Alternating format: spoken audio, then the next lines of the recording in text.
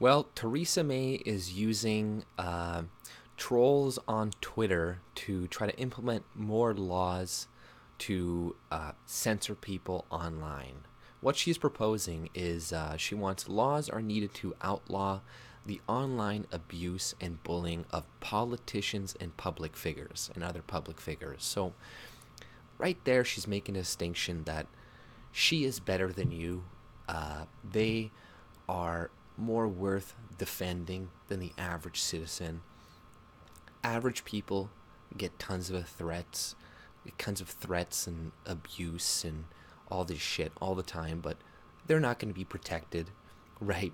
They just want politicians and public figures. So essentially, the people who are spinning the narrative, the people who are spewing out propaganda, they don't want anybody to say some wrong thing. And yes, saying death threats and rape threats is wrong, but we all know they're going to apply this very subjectively, and it's just going to they're going to ban anybody who disagrees with it, right? Like just like this Rotten Tomatoes things with that new Black Panther movie.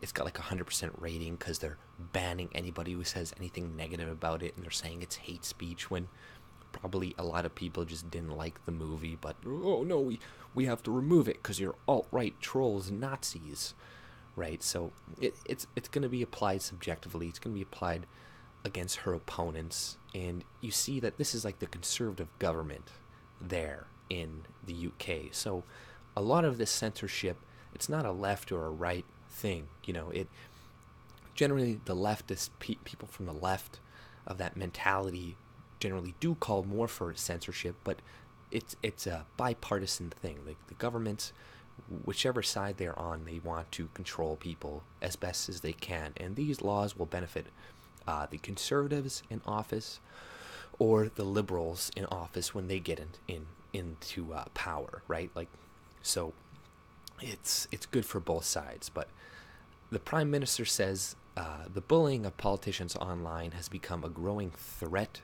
to democracy, which must be tackled. So this is what she is proposing. It's a threat to democracy, banning people, putting like legal litigation against people online for things they say. Like, people always bitch about Russia and oh, they have bot accounts and this is a threat to our democracy when they are the ones threatening your democracy, right?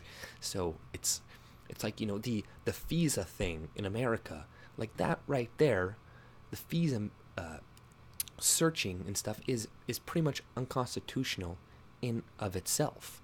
So, all your rights are being threatened already by your own governments, barely by anybody who's trying to propagandize your public a little bit. Like China is doing it, Russia is doing it, Israel is doing it, your allies are doing it, you're doing it to other countries. So it's a bunch of nonsense.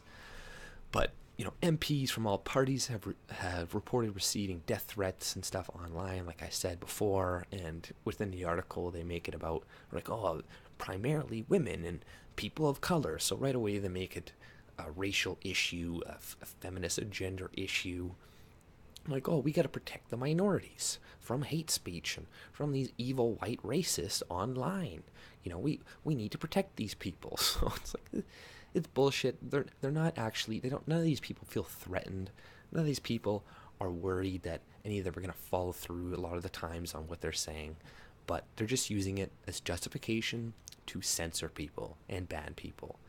So, new official review will examine which new laws are required to stop online abuse, right? So a lot of the censorship that's coming from Twitter, from YouTube, from a lot of these social media companies is being pushed by governments oftentimes. Like, a lot of these people, all they want to do is make money most of the time, and some of them do have a leftist slant, and they are leftists who run the company, but they weren't trying to censor everybody like this 2 or 3 or 4 years ago, right? They just want to make money, but now they're getting a lot of pressure from globalist media to censor this type of content, to censor people who disagree with them, to censor YouTubers to censor wrongthink, because when Trump got elected, that was pretty much a sign that, hey, they don't have complete control over the narrative anymore. And whether you like Trump or not is kind of irrelevant. It's mostly that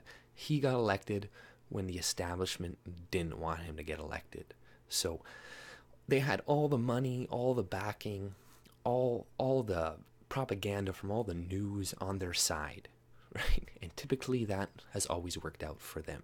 But in this case, it didn't. Like, Hillary had, I don't know how much, like 10 times the amount of money Trump had. Like I said, 95% of the media was behind her.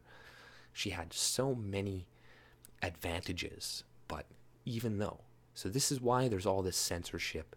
This is why. And it's happening globally because they're being threatened. And you can expect more of this to come in the future, and more bullshit laws like this to come, unless you push against it. But that's all I pretty much had to say. If you like my content, subscribe and have a good day. See ya.